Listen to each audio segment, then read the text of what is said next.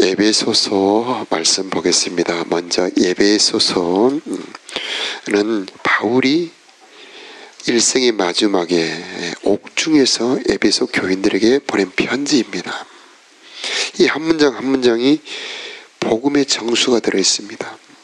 성령이 가득합니다. 특히 교회론이 너무나 잘 보배처럼 나타나 있습니다. 이 첫째, 교회는 구원받은 자들의 모임, 속량의 은혜 받은 자들의 모임, 죽었던 자들이 살림받은 자들의 모임이다 라고 말씀을 하고 있습니다. 또 교회는 예수님의 몸이다 이렇게 말씀합니다. 만물을 충만케 하는 통로다. 가정도 사회도 나라도 땅도 교회를 통해 하늘의 복을 받게 된다라고 말씀하고 있습니다. 교회는 새 사람으로 창조되는 곳이다. 사람들이 이 교회를 통해서 불과 성령으로 거듭나 하나님의 상속자, 하나님의 자녀들로 거듭나는 곳이다 라고 말씀하고 있습니다. 또 교회는 하나님의 집이다. 이 하나님이 거하실 초소가 되기 위하여 건축되어지는 곳이 교회다 라고 말씀을 하고 있습니다. 또 교회 안에 직분은 하나님이 세우신 것이고 이 직분들을 통하여 온 교회가 그 마디를 통하여 도움을 받음으로 성장하게 된다라고 말씀을 하고 있습니다. 또 교회는 그리스도의 영광스러운 신부다 이렇게 말씀을 하고 있고, 교회는 하나님의 군대다라고 말씀을 하고 있습니다.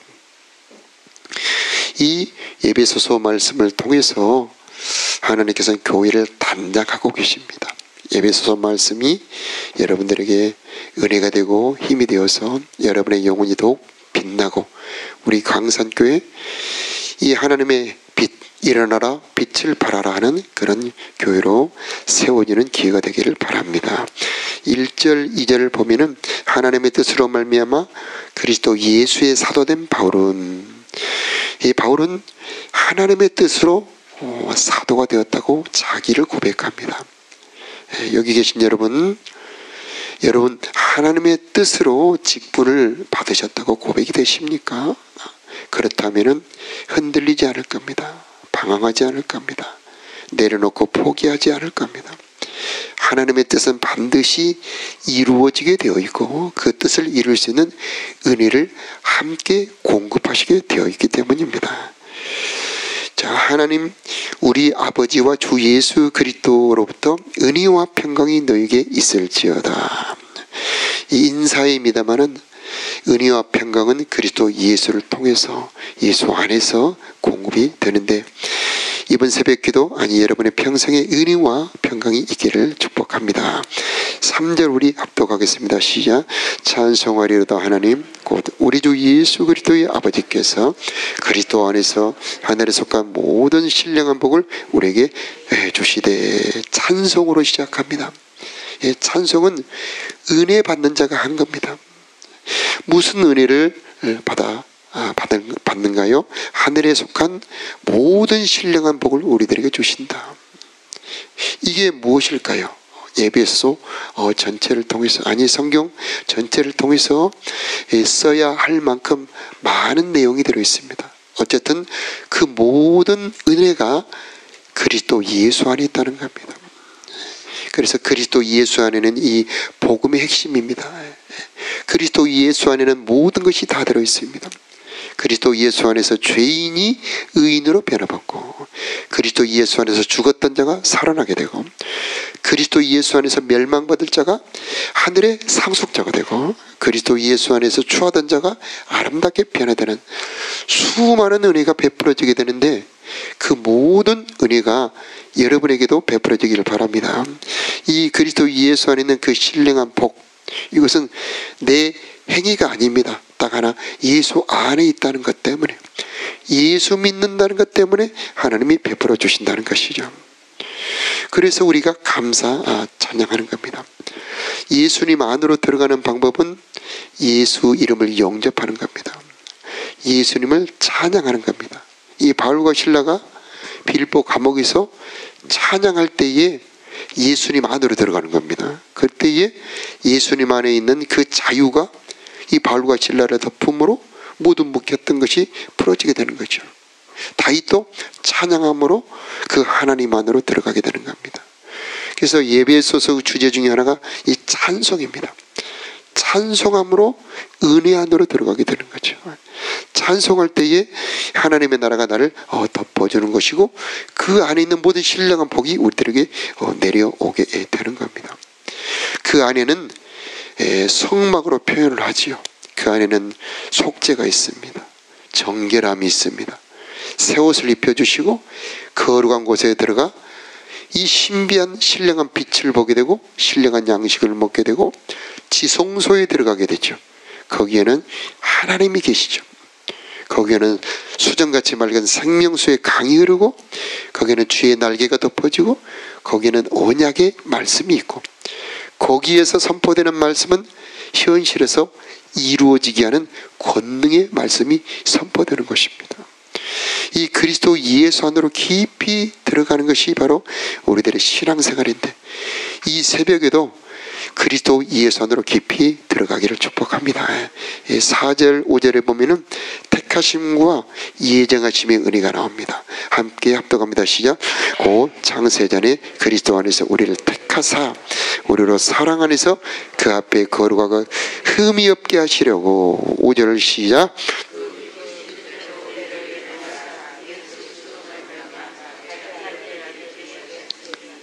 아멘. 여기서 선택하셨다는 겁니다. 5절에는 예정하셨다는 겁니다. 창세전에 우리가 이미 계획이 된 겁니다. 하나님이 우리를 택하신 목적은 거룩하고 흠이 없게 하시려고, 은혜해 주시려고 선택하신 거죠.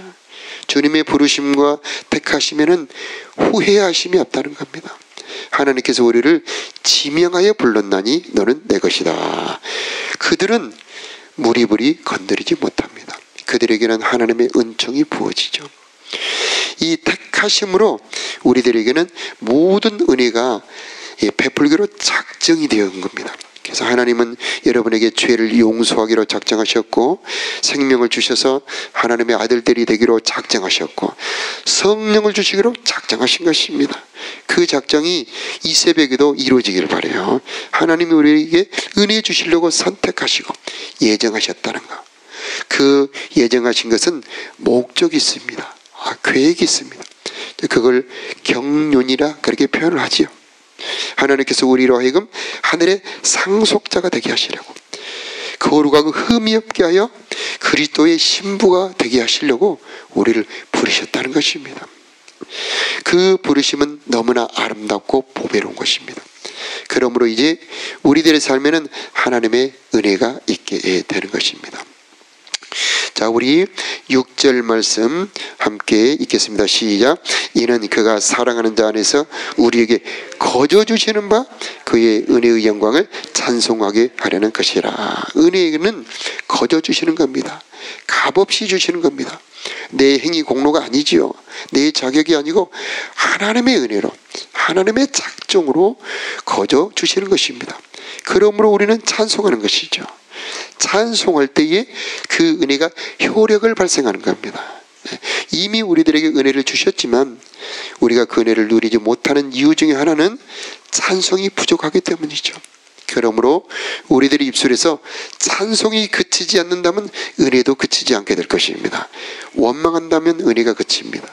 그러나 찬송한다면 하늘의 문은 더 열어지게 될 것이고 생수는 더 솟아나게 될 것이고 성령은 더 역사하게 될 것입니다. 찬송이 우리들의 힘이고 여호와를 기뻐하는 것이 너희들의 힘이니라 말씀해 주셨습니다. 하나님을 기뻐하며 그 은혜를 찬송할 때 하나님은 쉬지 않고 일하시고 쉬지 않고 우리를 도와주실 것입니다. 7절 말씀 너무나 보배로운 말씀 합독합니다. 시작. 우리는 그리스도 안에서 그 은혜의 풍성함을 따라 그의 피로 말미암아 속량 곧 죄의 사함을 받았느니라. 아멘. 속량이라고 하는 것은 값을 주고 풀어 자유케 한다는 그런 뜻입니다. 예수 그리스도의 피로 값을 주고 우리를 샀습니다. 그러므로 이제 더 이상 어둠은, 사탄은 우리를 지배할 수가 없습니다. 무덤은 우리를 지배할 수가 없습니다. 그러므로 우리는 선포해야 됩니다. 등기부 등본을 떼는 것처럼 이제 나는 하나님의 소유다. 이제 나는 하나님의 자유다. 나는 이제 아브라함의 복을 받은 자다라고 선포할 때에 그 효력이 발생이 되는 겁니다. 분쟁이 생겼을 때에 그 법적인 증거를 댐으로 모든 분쟁을 잠잠하게 하는 겁니다.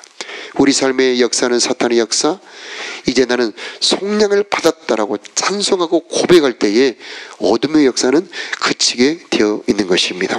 그게 우리의 찬송의 주제죠. 하늘에 속한 모든 신령한 복의 첫 번째 그 복, 바로 속량의 은혜죠.